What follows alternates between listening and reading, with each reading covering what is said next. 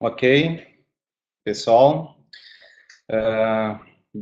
bem-vindos ao nosso webinar. Eu sou o Gerson Kauer, vou ser o apresentador hoje deste evento. Gostaria de ver se todos estão ouvindo claramente aí, vamos fazer um teste de som. Podem escrever no chat aí se está tudo certo. Aproveitem para dar uma dica para nós de onde vocês estão assistindo aí, a cidade. Ok, Vinícius, Jefferson, Douglas, Alexandre, São Paulo. Ok, São Paulo, Thomas, Recife. Beleza. Atibaia, Americana, São Paulo. Muito bom. Então tá, pessoal. Obrigado aí pela presença. E vamos lá que nós temos 1 hora de evento.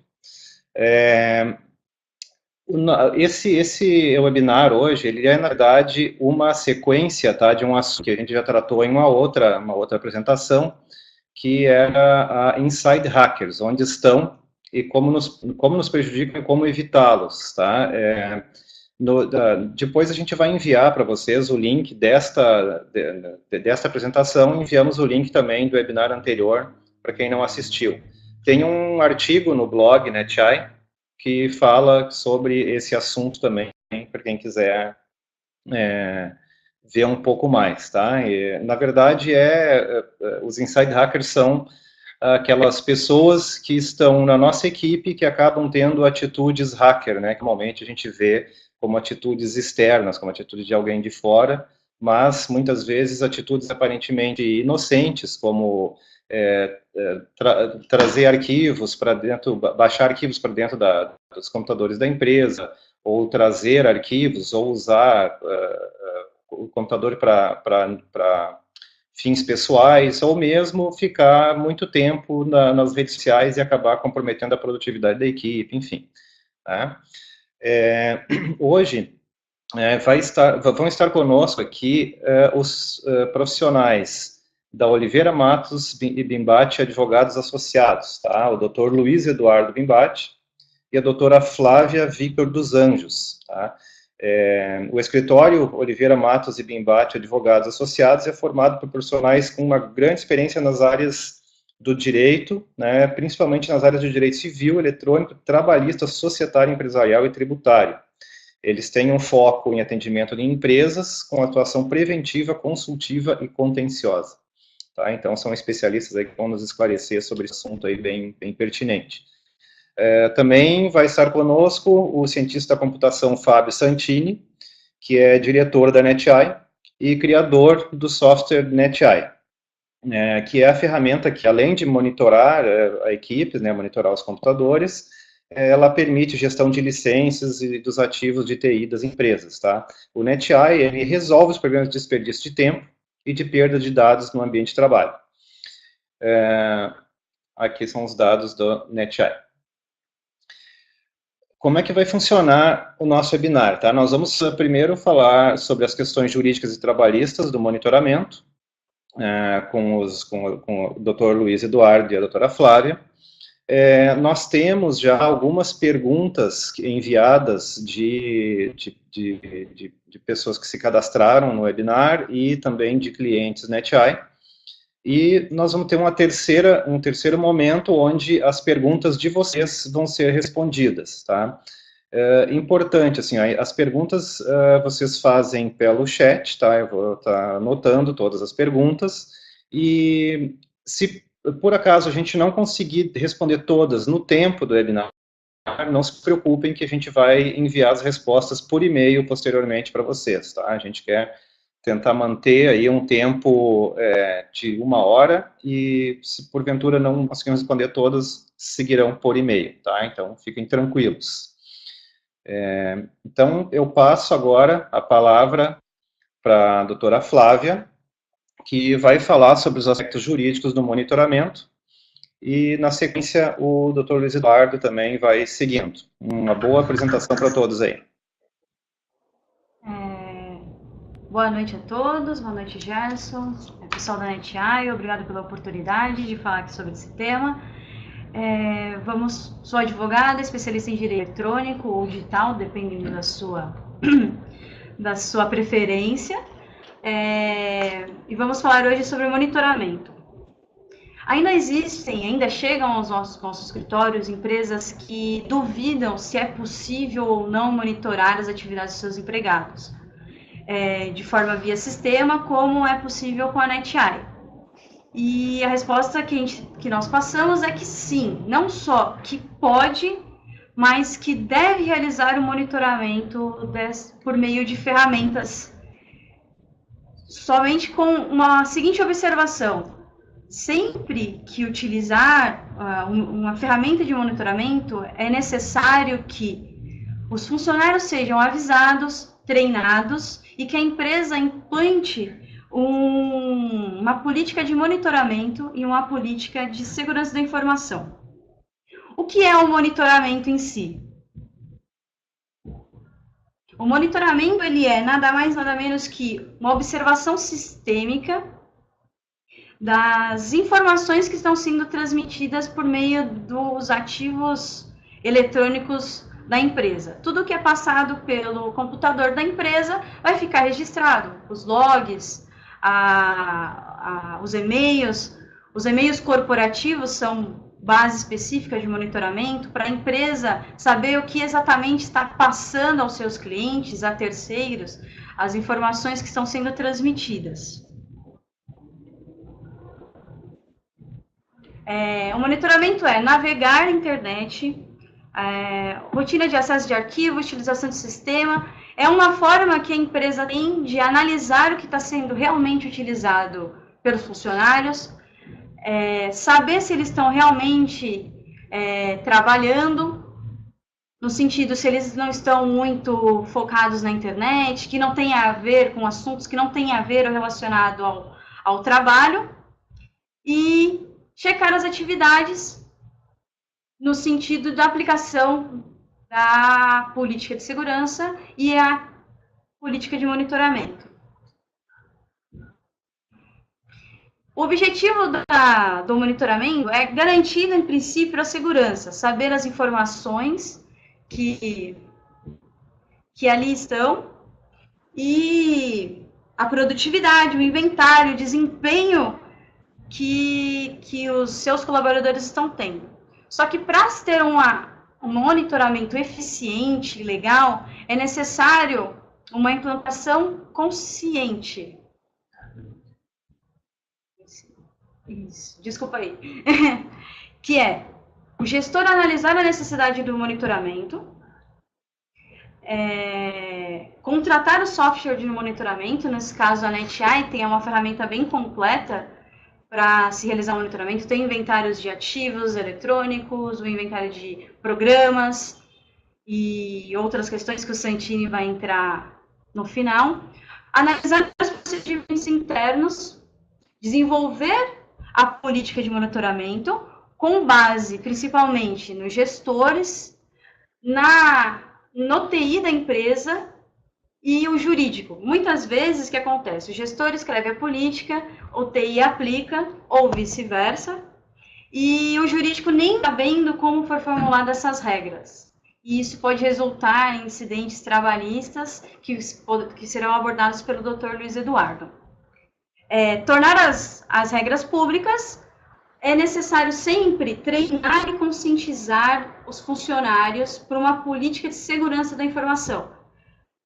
Para eles entenderem que o monitoramento não é uma punição para eles, e sim uma garantia de informações que estão sendo passadas, que ele vai ter a certeza que o que vai estar registrado com o usuário dele será somente feito por ele.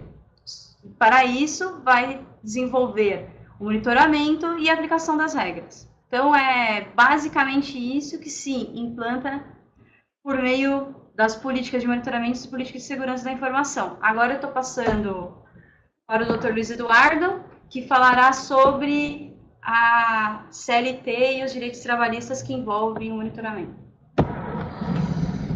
Bem, boa noite a todos do Brasil que estão nos acompanhando. Agradecer a NetEye por essa oportunidade de poder falar desse tema tão importante, tão interessante hoje em dia no direito em geral e na parte de tecnologia da informação. Como a doutora Flávia comentou, essa questão do monitoramento, mais do que ser alguma coisa interessante ou útil para a empresa, ela é quase necessária hoje em dia. Com o advento da internet e toda a informatização dos meios de comunicação e até de produção, não há outro modo de você controlar, de ter a gestão da sua equipe, do seu produto, do seu trabalho, sem um monitoramento. Mas existem muitas consequências desse monitoramento que, dependendo da forma como ele é feito, podem trazer graves danos à empresa e reflexos na área jurídica e legal, na área civil, criminal, mas muito na área trabalhista, que é a minha especialidade. O direito de monitorar do empregador, ele está diretamente relacionado ao poder diretivo dele. O limite do direito de monitorar encontra o limite também de acordo com o poder diretivo. Eu, como empregador, eu posso dirigir minha atividade, criar regras de como ela vai funcionar, como os empregados devem, até de certa forma, se comportar durante o seu trabalho, mas isso tudo tem um limite. Eu posso monitorar tudo sem qualquer limite, simplesmente porque o empregado assinou um termo dizendo que ele está ciente disso. Não, eu não posso. Justamente o limite para isso é o direito da personalidade, os direitos da personalidade do empregado, tá? Que envolvem a vida privada, a intimidade, a honra, a moral, o nome, a imagem, a integridade física e psíquica, todos os direitos da personalidade que são defendidos, eles são mais do que defendidos, são previstos pela Constituição Federal.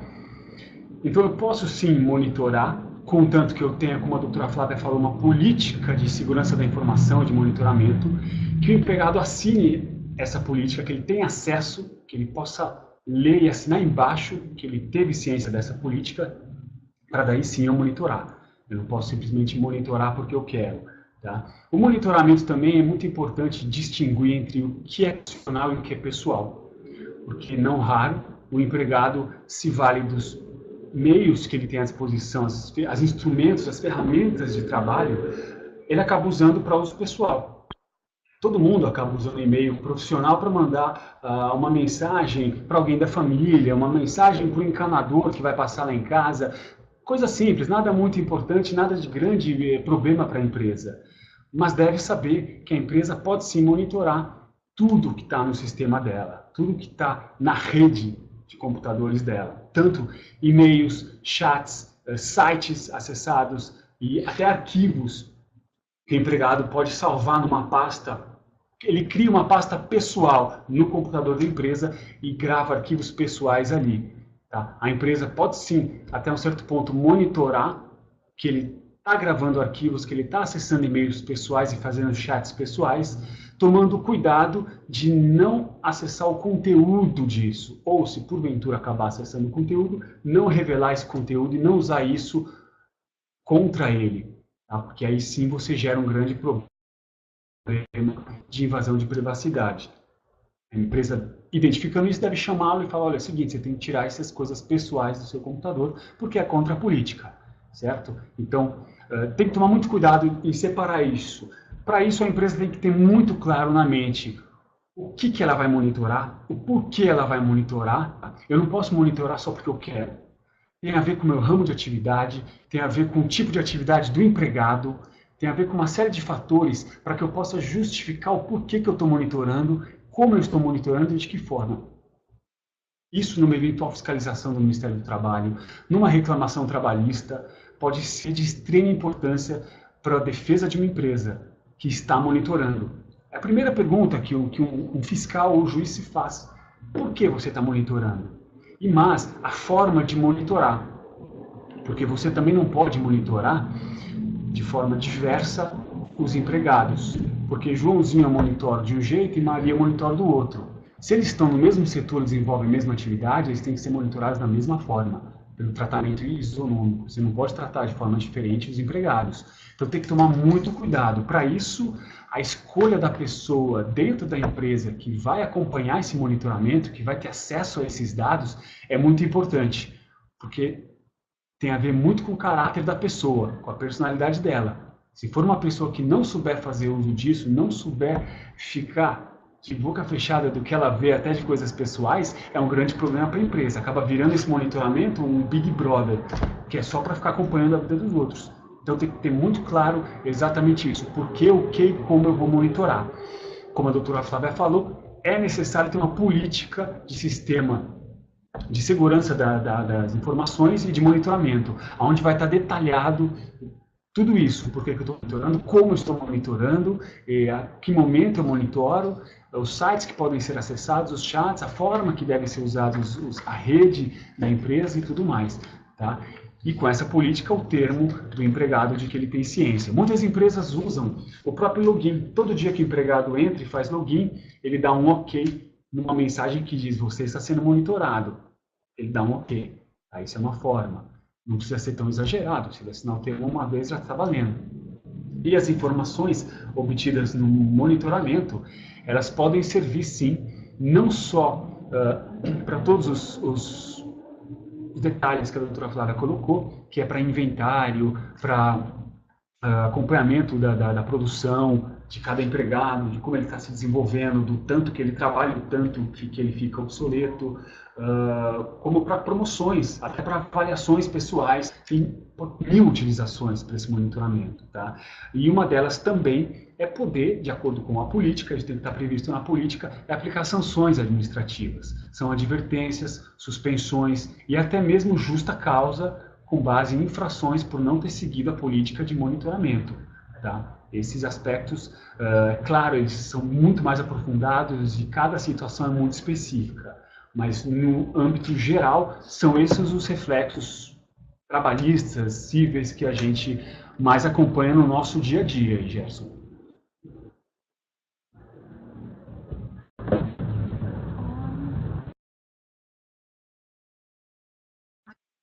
Ok, muito obrigado aí, doutor e a doutora, foi os primeiros esclarecimentos. Nós já temos algumas questões aqui que o pessoal tá mandando, e eu vou seguir aqui com uma ordem de perguntas que nós já temos, e na sequência eu vou ir passando também, vou lendo as perguntas que o pessoal que está nos acompanhando aqui já estão mandando, tá? Então, a primeira pergunta que tem aqui é: como é feito o monitoramento? Como funciona o NetEye? Essa pergunta, quem vai nos responder é o Fábio Santini, que é o especialista no NetEye, o criador do NetEye, especialista no assunto. Vamos lá.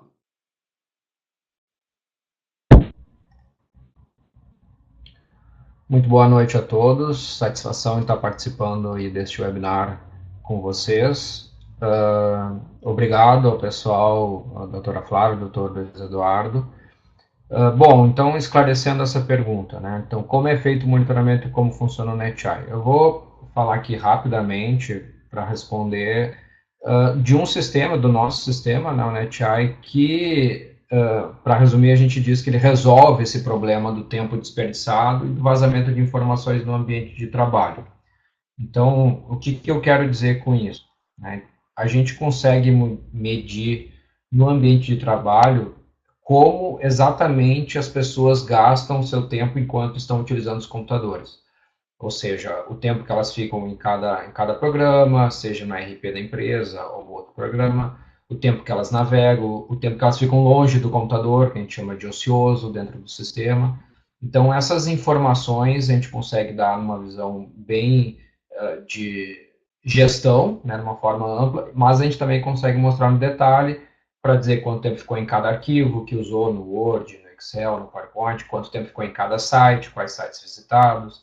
A gente consegue detectar acessos indevidos, que é uma classificação feita pela própria empresa, mas no momento que o NetEye detecta isso, ele envia um alerta para o gestor, dizendo que a pessoa acessou uma página, um programa que não estava autorizado, e manda uma foto de um print screen da tela dessa pessoa no momento que ela fez o acesso, manda isso como anexo nesse alerta, ou nesse e-mail.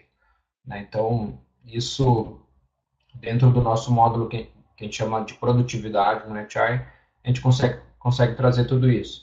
A gente tem um outro módulo que a gente chama de segurança, que ele serve principalmente para fazer valer a política de segurança da informação da empresa, que os nossos colegas aí comentaram. Então, a política é onde a empresa definiu o que pode, o que não pode, e o NetEye a gente consegue fazer os bloqueios daquilo que a empresa definir que não está autorizado.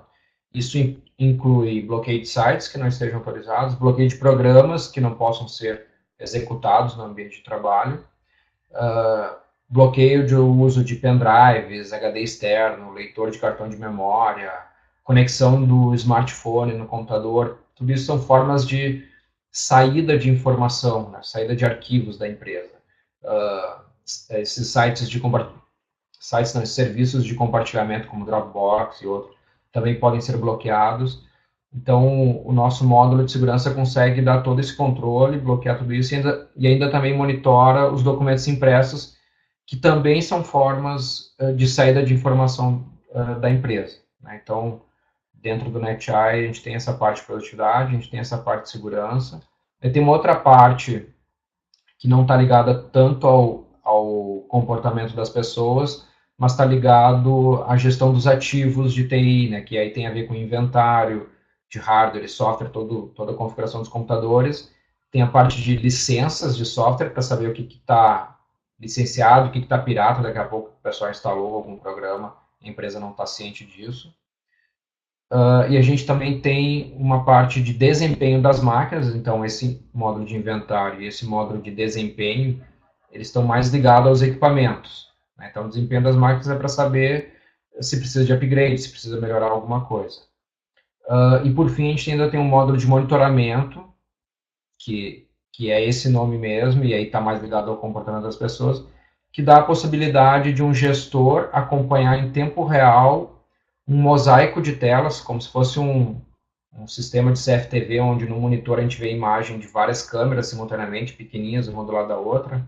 A gente consegue no NetEye, da mesma forma, ver só que a imagem da tela dos computadores das pessoas enquanto elas estão trabalhando. A gente sabe que isso é uma questão delicada, e os nossos colegas estão aí para esclarecer isso melhor.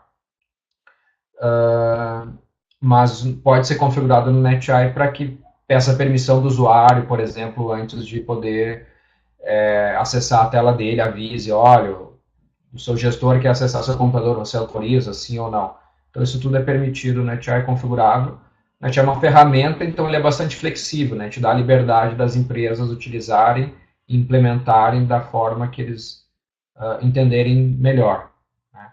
Então é isso, né? Para dar uma noção geral do NetEye, para vocês é isso, e depois eu fico à disposição para outras dúvidas.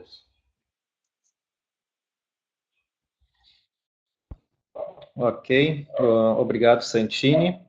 Agora as próximas perguntas que a gente tem são relativas à parte jurídica e legal, tá? Então, a próxima pergunta vai para os doutores, né, doutor Luiz Eduardo, doutora Flávia. Posso usar modelos de políticas e termos disponíveis na internet, ou seja, buscar um modelo, né, na internet de, tem uma política aqui de monitoramento, eu vou usar ela, trocar alguns dados e aplicar na minha empresa. Quais os problemas ou riscos que isso pode ocorrer? Bom, na verdade, Gerson, essa questão de usar modelos prontos da internet é um pouco perigoso, pode ser um tiro no pé, tá? Porque é fácil. Isso, a gente sabe que muitas empresas, setor de RH, o pessoal, para evitar até contratar um advogado, evitar pesquisar demais, pega o modelinho na internet e faça. A gente vê isso até com contratos mesmo, contratos de trabalho e outros tipos de contratos. Não é o recomendado, tá? Porque o modelo que você pega na internet, ou ele é genérico, ele vale para qualquer situação, então ele não vale para nenhuma situação, ou ele, por acaso, é específico de alguma empresa que, por acaso, deixou na internet. Então ele vai ser específico para essa empresa, tá? Cada empresa, que trabalha independente do ramo de ação, independente da cidade, de onde ela estiver, vai ter a sua forma de trabalhar, a sua forma de produzir, os seus relacionamentos intersubjetivos. Então, ainda que sejam empresas do mesmo ramo, na mesma cidade, no mesmo bairro, com o mesmo tipo de pessoa, elas vão ter culturas diferentes, vão ter supervisores, gerentes com posturas diferentes, trabalhadores com posturas diferentes, e interação entre eles diferentes. Então, os problemas que vão surgir de monitoramento, os detalhes dessa política, são específicas também para cada empresa. Então, não recomendamos usar modelo pronto na internet. Você pode até se valer de um modelinho pronto que você acha, mas com base nele, aprofundar muito mais e criar as especificidades que servem para a sua empresa especificamente. Tá? Ok, obrigado. Próxima pergunta. O monitoramento de e-mail pessoal pode caracterizar crime de violação de correspondência?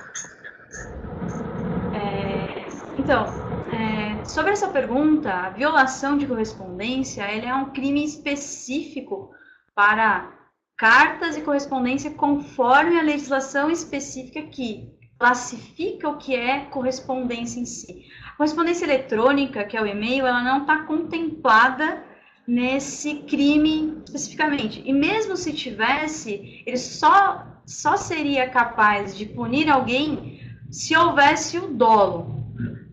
Como a lei criminal, a lei brasileira não aceita analogia, então não existiria esse crime em questões de monitoramento.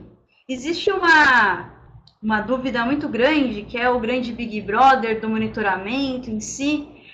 Tem uma política de monitoramento, política de segurança da informação, equipe treinada, todos estão cientes do que está acessando, ficará armazenado no arquivo da empresa, ficará ali no inventário da empresa.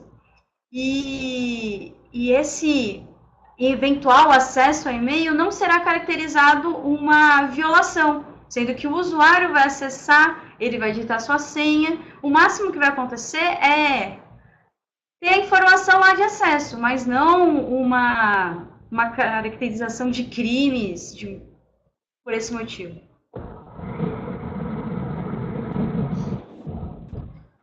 Beleza? Ok, vamos à próxima pergunta. O monitoramento pode gerar dever de indenização por danos morais? Sim, perfeitamente. Monitoramento, como eu havia dito, depende do modo como ele for feito. Se ele for feito sem uma política, se não tiver uma política de monitoramento, de segurança da informação, e os empregados estiverem sendo monitorados sem saber, isso com certeza gera o dano moral. Mas mais do que isso, ainda que tenha política, ainda que ele tenha assinado a ciência dessa política, se o monitoramento for feito de forma a invadir os direitos da personalidade dele, a intimidade, a vida privada, também pode gerar dano moral. Por isso que, como eu havia comentado, é muito importante que a empresa escolha muito bem quem vai cuidar dessas informações obtidas no monitoramento. Precisa ser uma pessoa muito confiável e de muito caráter, e que saiba ser bem reservada. Senão, com certeza, pode gerar danos morais. Tá? E depende de como for, até em valores consideráveis para a empresa. Ok, vamos à próxima. Os dados do monitoramento podem ser usados como provas em causas trabalhistas? Podem também ser usados como prova. E isso é a mesma questão de tomar cuidado e não dar um tiro no pé. Vai depender do advogado, de como ele escolher essas provas, e depende de como estão sendo feitos os pedidos no processo. Tá? Porque muitas vezes é melhor você omitir uma prova do que mostrar uma prova que vai ser contra a própria empresa. Se os dados obtidos no monitoramento foram obtidos de forma, digamos, lícita, ou seja, com base numa política da empresa e com o empregado sabendo que ele estava sendo monitorado, isso ajuda muito na defesa da empresa, principalmente para consolidar uma justa causa se ela deu baseado nesses motivos. Agora, se a empresa não tem uma política de monitoramento e o empregado nem sabia que estava sendo monitorado e ela, numa ação trabalhista, apresenta essas provas, ela está dando um tiro no pé. Ela está dizendo, olha, juiz, eu monitorava sem ele saber e sem ter uma política. Tá? Então, tem que tomar muito cuidado. Pode ser usado como prova, mas tem que tomar muito cuidado quanto a isso.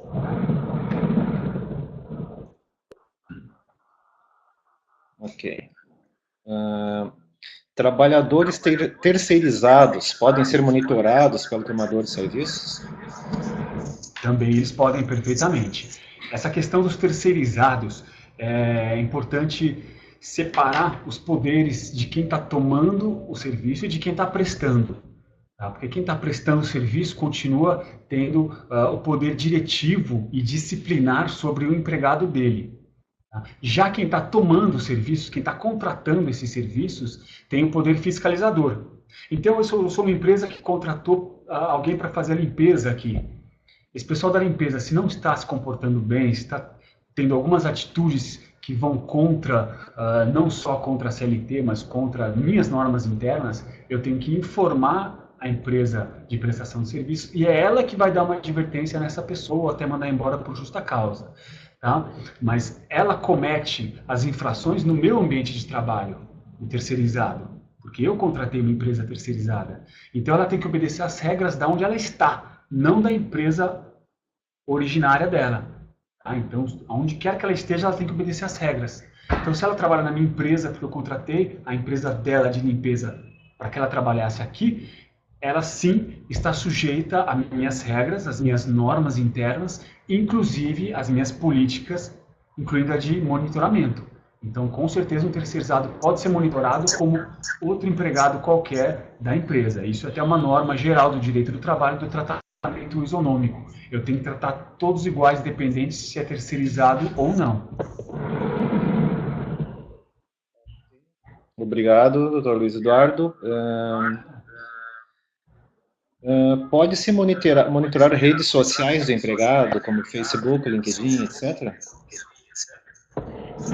Sempre bom lembrar, né, que essas redes sociais estão disponíveis online para quem quiser observar, para quem quiser monitorar. Tudo que você publica no Facebook, mantém ele público, qualquer pessoa pode observar, analisar, fazer engenharia social em cima do seu perfil. O monitoramento dessas redes não há nenhum impeditivo legal, então pode-se monitorar. O detalhe vai estar que se o empregado permite ou não que qualquer pessoa acesse, ou que, se você é amigo no Facebook do seu empregado, as informações que são públicas estão ali e podem ser visualizadas por qualquer um, por que não pela empresa.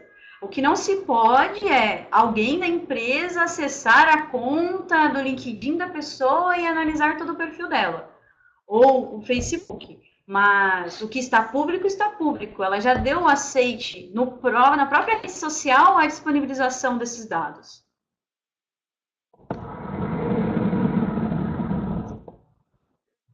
Certo, mais uma pergunta aqui. Como fica a questão do Bring Your Own Device, que é uma tendência hoje em algumas empresas do funcionário, ou mesmo do terceirizado, usar os seus equipamentos, né, usar o seu computador para prestar o trabalho na empresa?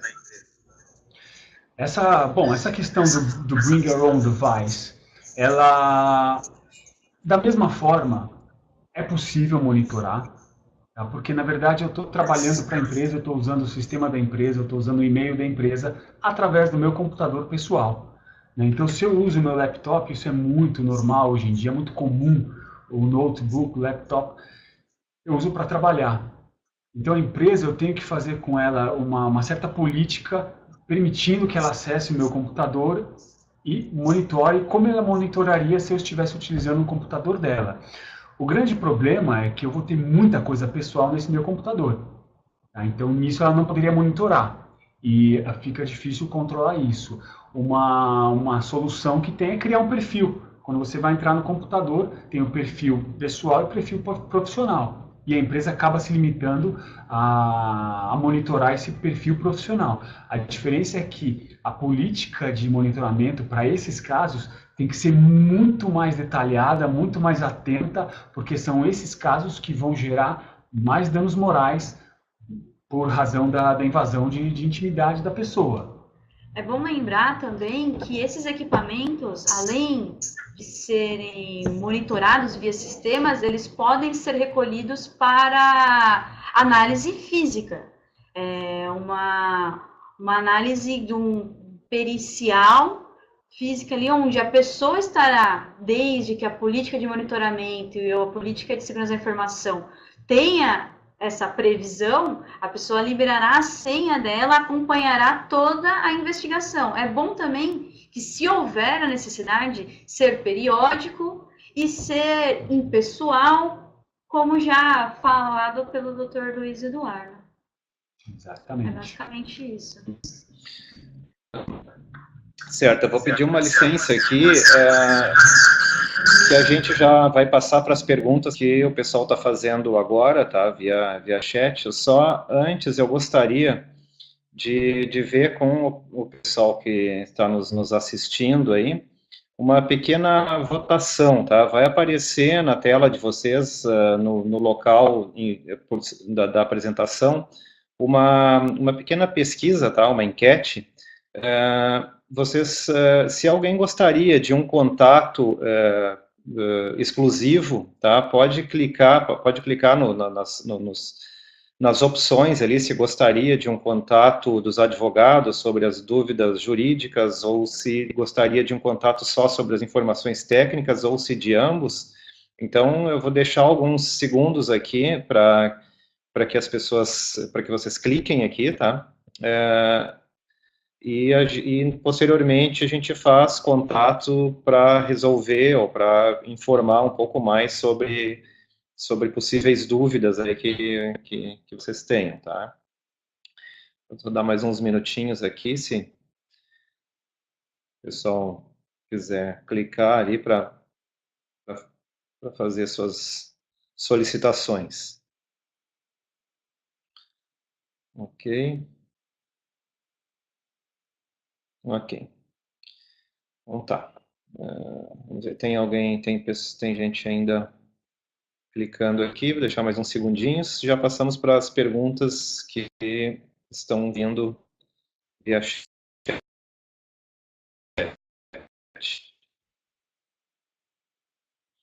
Ok. Ok, obrigado. Então, pessoal, eu vou já ficar aqui sem a câmera e vou para as perguntas aqui, que na sua grande maioria são Elizabeth, tá? Ela pergunta se também se é possível ter empregado trabalhadores domésticos, tá? Ela diz que tem câmeras no apartamento para monitorar principalmente a babá. Como é que fica essa situação? Bom, a situação do trabalhador doméstico, ele é um trabalhador como outro qualquer. É claro que, diferente de uma empresa, você não precisa instituir toda uma política, uma série de normas para regulamentar o trabalho dos empregados, porque é uma pessoa só, é uma pessoa dentro de casa. Mas é importante, sim, que ela esteja ciente de estar sendo vigiada. Tá? É claro que entra num outro aspecto civil de vigilância da sua própria casa. A sua casa, você necessariamente precisa informar todo mundo que está sendo vigiado. Um pouco delicada. Para preservar o patrimônio. Mas nos aspectos trabalhistas, é importante, por segurança, você ter um termo dela dizendo que ela sabe que tem câmera aqui, ali, ali, e que ela está sendo monitorada. Isso é importante, tá? Para eventuais discussões futuras.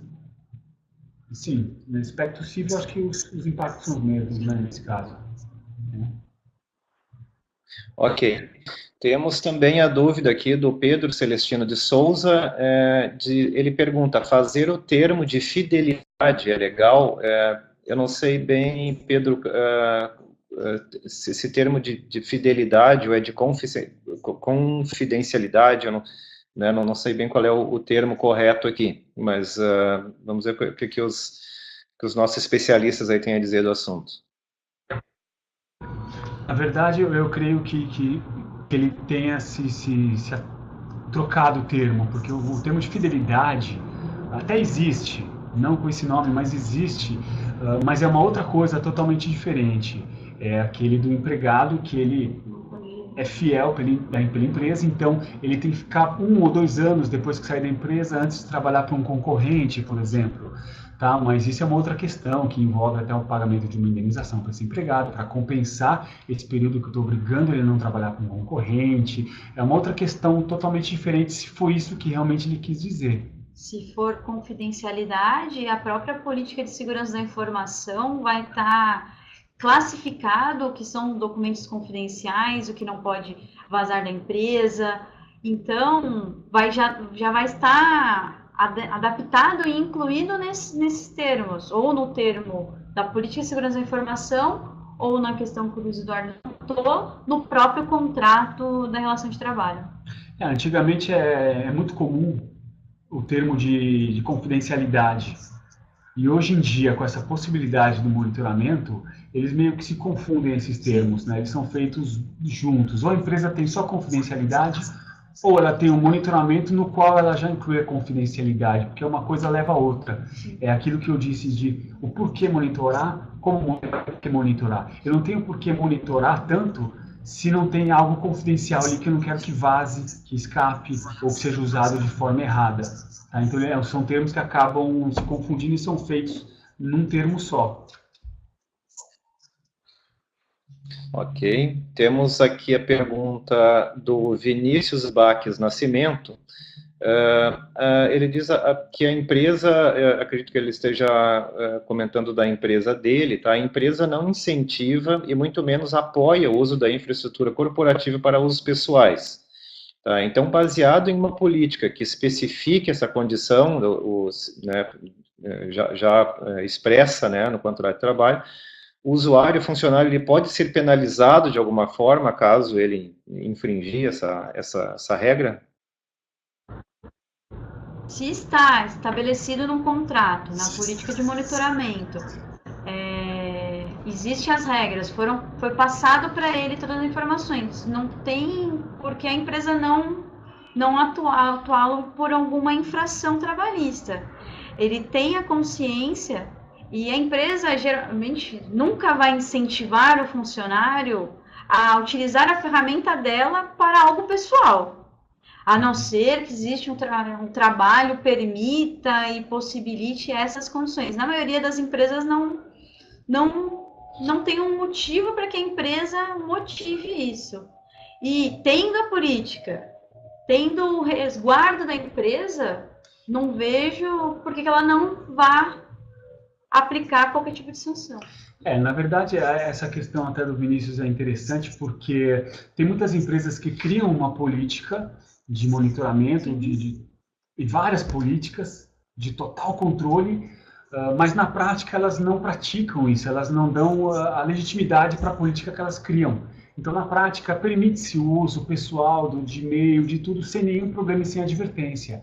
Então, se um dia a mesma empresa der advertência no empregado porque infringiu a regra, e ele levar como testemunha outros que dizem, não, mas a empresa sempre tolerou isso apesar da política, a empresa também se sai mal nessa. Sim, então não adianta ter a política, tem que cobrar, praticar para dar legalidade para ela. Né? É o caso que acontece muito no nosso trabalho de questões de perseguição, onde o empregado, eles escolhem um único empregado, eles só monitoram aquele.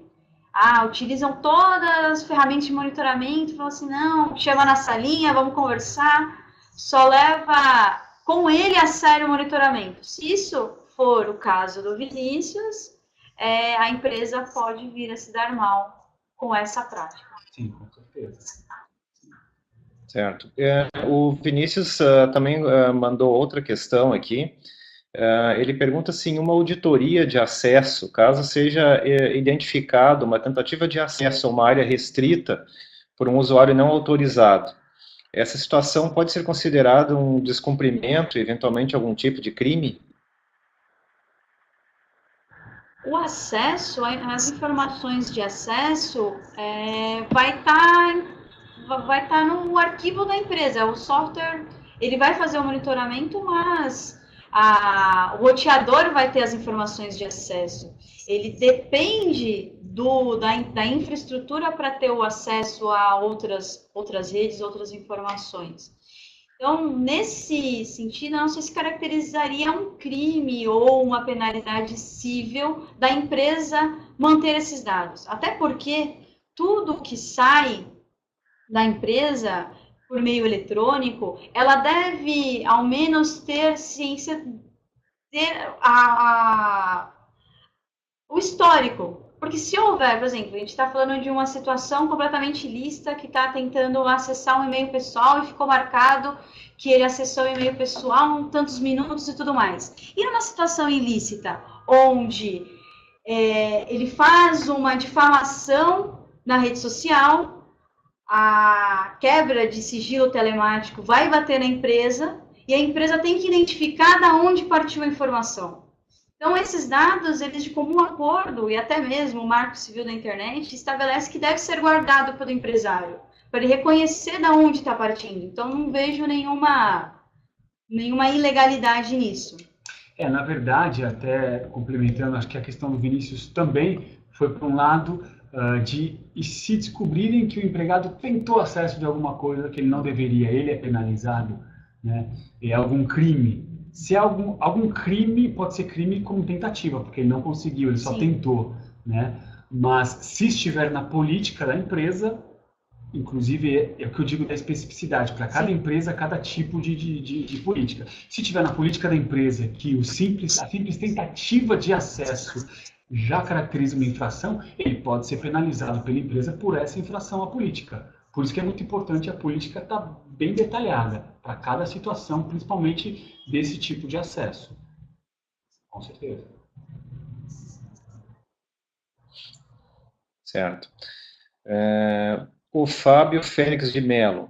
Quando o monitoramento visualiza o acesso e, portanto, o conteúdo de e-mails particulares, isso não caracteriza a invasão de privacidade, mesmo que se comprove que a transmissão de dados, que seja uma transmissão de dados internos da empresa? Não, essa questão ela envolve, veja que o Fábio ele trouxe duas questões, uma que é visualizar o acesso e visualizar o conteúdo. Nem sempre quando a empresa visualiza o acesso, ela visualiza o conteúdo. Tá? Aquela questão que eu comentei, a empresa tem toda a liberdade de monitorar o acesso a e-mails e arquivos pessoais que estão na rede da empresa. Até de segurança dela, ela não sabe que arquivos são esses. Vamos imaginar que são arquivos ligados a crime, ligados a pedofilia, ligados a coisas que podem acabar incriminando um prejuízo para a empresa. Ou até que tragam vírus para a rede da empresa. Então, ela pode monitorar sim, mas não deve entrar no conteúdo. E isso é possível, até com a própria NetEye, você consegue identificar que é algo de conteúdo privado, pessoal, mas não entrar no conteúdo dele. Se entrar no conteúdo e ficar provado que entrou no conteúdo, aí sim a empresa pode gerar o dano moral, ela pode ser responsabilizada por isso. Mas o simples fato de visualizar que teve acesso a e-mails pessoais, a chats pessoais, arquivos pessoais, isso não é nenhum problema para a empresa, não. Tem um detalhe nessa pergunta, que assim, a ferramenta, o sistema de monitoramento, ele não enxerga, ele não especifica o que ele vai monitorar ou não monitorar. Então, o funcionário ciente que tudo é monitorado, mesmo assim acessar, mesmo de cunho pessoal, não tem uma... Ele está ciente, ele está compreendendo que pode ser monitorado. Essa informação, eventualmente, ela vai aparecer no sistema de monitoramento, nem que seja o clique, nem que seja o histórico de navegação. Resumindo, se você não quer que a empresa saiba, não acesse. É a melhor forma que você tem de se garantir a não ter essa informação passada para o computador da pessoa. É que nem acessar. Hoje vocês acessam conta de banco numa lan house? Muitas empresas, o que elas fazem para evitar esse tipo de situação é simplesmente bloquear. Você bloqueia o acesso a Gmail, Hotmail, IG, Facebook, ela escolhe uma infinidade de sites ou com determinadas palavras, páginas que a pessoa não consegue acessar e bloqueia, resolve por aí. Então, ela não tem nem como ficar monitorando algo que seja pessoal. Certo. Eu tenho uma pergunta aqui do Paulo Porkits, que eu acho que já foi respondida agora por vocês, tá? Ele pergunta se existe diferença legal entre monitorar o e-mail corporativo e o e-mail pessoal do empregado que utiliza a infraestrutura, né, PC e internet da empresa, né? Então, não sei se vocês teriam alguma coisa a acrescentar com relação a isso. Existe sim a questão que o e-mail, ele é o servidor da empresa, ele é de propriedade da empresa, então, tanto na Justiça do Trabalho, ela já é pacífica, desde que informado que o e-mail é totalmente monitorado, ela pode monitorar sim, até para saber o que está sendo passado pelo e-mail dela.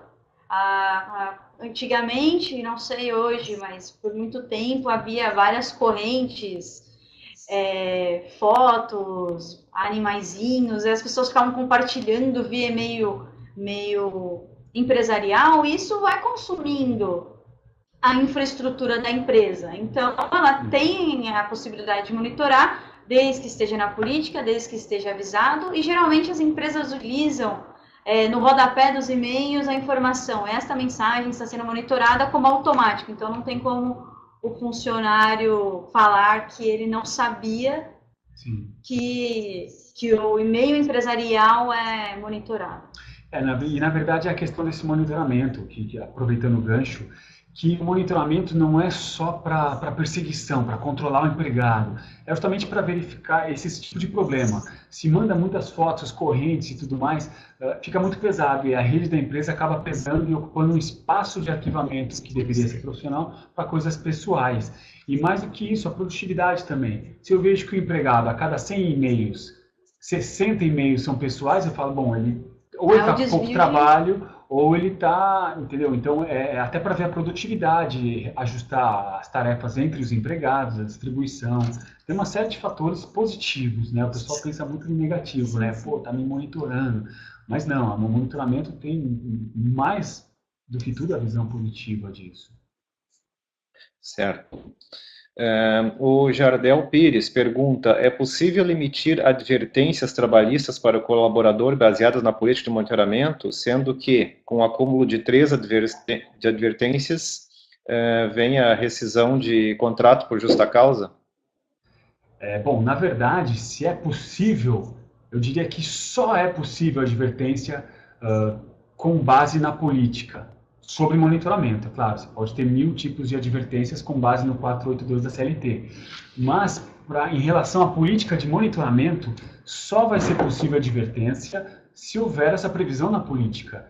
Não existe algo que seja abstrato, algo que não seja formalizado como norma da empresa. Eu não posso falar, bom, a norma da empresa é essa. É muito difícil. Você precisa de muitas testemunhas, todas falando, realmente a empresa adotava essa norma tácita, não era escrita para ser válido, mas é muito difícil. Então, para você poder advertir, suspender e até mandar embora por justa causa, realmente precisa ter essa previsão numa norma. E essa norma para o monitoramento é a política de segurança da informação e de monitoramento.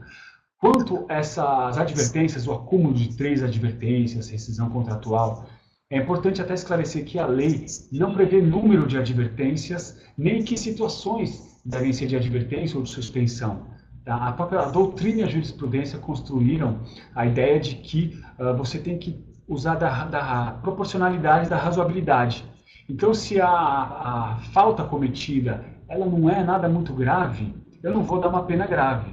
Eu vou dar uma advertência verbal. Se for um pouco mais pesado, eu vou dar uma escrita. Se foram várias faltas leves, eu dei várias advertências leves. Podem ser 2, 3 ou até 5.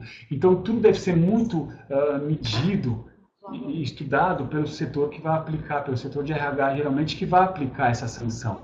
Tá? Tem que pensar na razoabilidade e na proporcionalidade. Se a falta é muito grave, eu posso de cara mandar embora por justa causa. Não preciso mandar advertências e suspensões. Tá? Então, precisa ver necessariamente a gravidade da falta para daí sim eu aplicar a medida certa, que a lei não prevê uma regra geral. Tá? Então, essa regra de 3 advertências para 3 suspensões depois da rescisão, isso não existe. Usa-se muito isso de 3, mas não precisa ser 3 se for alguma coisa bem mais grave. Tá? Ok. O Israel Machado, ele pergunta, a empresa pode aplicar justa causa para usuários que acessam sites pornográficos ou procuram por esse tipo de site pelo Google, por exemplo? Até ele é um case aqui, né? Usamos o NetEye aqui na empresa e isso acontece bem seguido. Tá. Bom, é claro, sim, isso com certeza. Até porque precisaria estar previsto na política de monitoramento, que acesso a sites pornográficos podem ensejar advertências, pensões e até justa causa. Por um outro lado, se não tiver previsto na política de monitoramento, ele também pode até ser advertido e suspenso, mas por outro motivo, não em razão disso. porque não com base na política, porque se não tem a política, não tem base nela, mas com base na CLT, talvez pelo tipo de comportamento dele. Aí precisa ver a situação e tentar encaixar em algum dos incisos do 482 da CLT, tá? Por ser algo imoral, algo que, obviamente, o bom senso comum indica de não fazer no ambiente de trabalho, mas o Tribunal de Justiça Trabalhista, ela mantém esse tipo de justa causa. Geralmente, quando o empregado tenta reverter por essa justificativa de pornografia, e a empresa prova que ela estava procurando pornografia, os juízes tendem a manter a justa causa. Agora é o seguinte também, se ele acessou uma vez um site de pornografia e manda embora ele, também não, é a razoabilidade e a proporcionalidade. Ele precisa ser aquele fanático que está sempre acessando, que perde mais tempo acessando isso do que trabalhando. E mais, baixando, de repente, fotos, vídeos, isso também pode prejudicar todo o sistema da empresa, a rede da empresa. Tá? Mas, ainda que os juízes tendam a manter essas justas causas, é bom, importante é colocar na política de monitoramento, porque daí não tem discussão. Porque vamos supor o caso de uma empresa que o rapaz ele acessa pornografia, ou a moça, né? Vamos fazer machismo aqui, mas e a empresa manda embora. Depois aparecem 10 testemunhas, no processo trabalhista podem só 3, mas vamos supor que aparecem 10 falando não. Todo mundo naquela empresa acessa sites de pornografia. Nós somos uma empresa de marketing, publicidade, e estávamos fazendo um trabalho ligado a uma empresa disso e tal, e ele pode se salvar. Sim. Então, tem que ver cada situação, mas via de regra, sim, ficar acessando sites pornográficos no horário de trabalho pode ensejar sanções administrativas até chegar a uma justa causa. Tá? É difícil que dê logo de cara uma justa causa, sim, mas pode dar, sim. Uhum. Ok, muito obrigado, doutor Luiz, doutora Flávia. Eu tenho aqui algumas perguntas técnicas, tá, que são para o Fábio Santini. Eu vi que ele já respondeu 2 ali direto no chat, tá, do Paulo. Você pergunta se o NetEye mantém o logo de acesso à navegação, associado ao tipo de login do usuário. Eu vi que o Fábio já respondeu que sim. E também o Ismael perguntou ali se teria que ser instalado um NetEye em cada máquina. Assim, instala um agente, né, que é o que o Fábio já respondeu. Tem uma outra pergunta aqui do Fábio Félix de Mello. Ele pergunta se o NetEye consegue disponibilizar o conteúdo da impressão ou apenas o nome do arquivo impresso, assim, portanto, aquela informação colada no Word impressa não vai sair como documento do Word 1. Então, passo a palavra para o Fábio, aí, se quiser fazer mais trazer mais alguma informação aí a respeito do NetEye, baseado nessa questão. Obrigado, Caura. Eu havia respondido ali pelo chat, mas complementando aqui, o NetEye consegue monitorar todos os documentos impressos, incluindo quem imprimiu, a partir de qual computador, qual data e hora, para qual impressora, o programa que a pessoa estava utilizando quando mandou imprimir e o nome do documento impresso. E ainda o tamanho do documento, ou seja, o número de páginas daquele documento. Então, todas essas informações o NetEye traz com bastante formas de análise dela, né, da informação, com gráficos, etc., e, enfim, conseguindo dar uma gestão bastante ampla. O NetEye não vai mostrar na ferramenta as palavras que tinham dentro do documento que foi impresso, né? Isso realmente não, mas aí pelo nome do documento, enfim, e as outras informações que eu citei, vai se ter uma noção bastante exata do que está saindo de informação via impressoras também. Ok?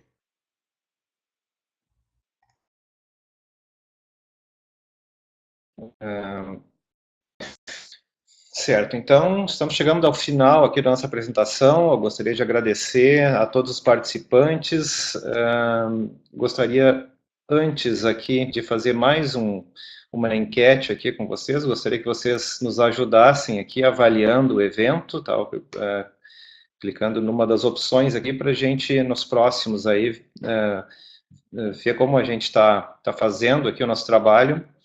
E agradecer aí ao Dr. Luiz Eduardo, à doutora Flávia, ao Dr. Fábio Santini, pelas informações. E agora, no final, aqui, vou deixar uns minutinhos para votação. E vou deixar aqui novamente um slide com os contatos, tá?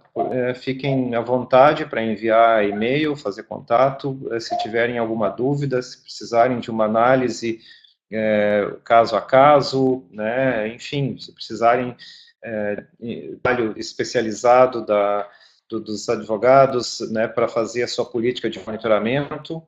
E na NetEye também, toda a equipe de suporte também está disponível para esclarecer qualquer dúvida. Tá?